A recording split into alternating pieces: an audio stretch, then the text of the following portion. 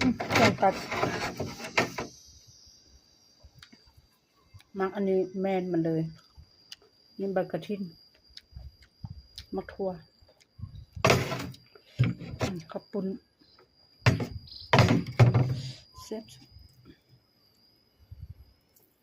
บ่ใส่ไม่ถูใส่ไม่ถูบ่เซฟ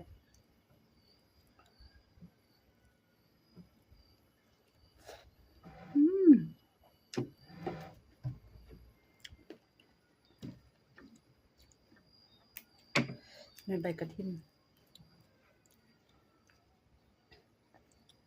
กับตำมะฮุงอย่างมักคม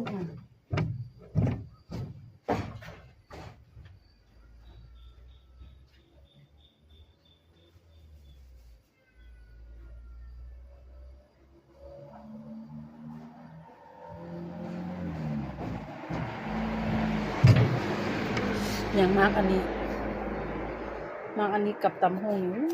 สุดยอดเลยได้บ่เคยกินลองมึงเลยลองเฮ็ดนำมึงเลย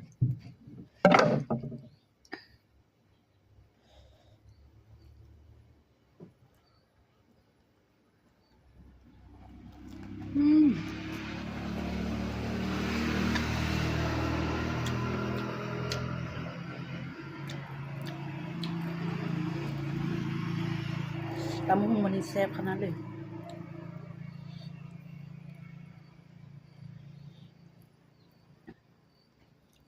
กินคนเดียว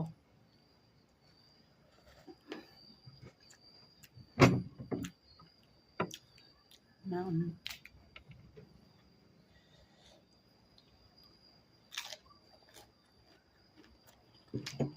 แกงหน่อไม้เหี่ย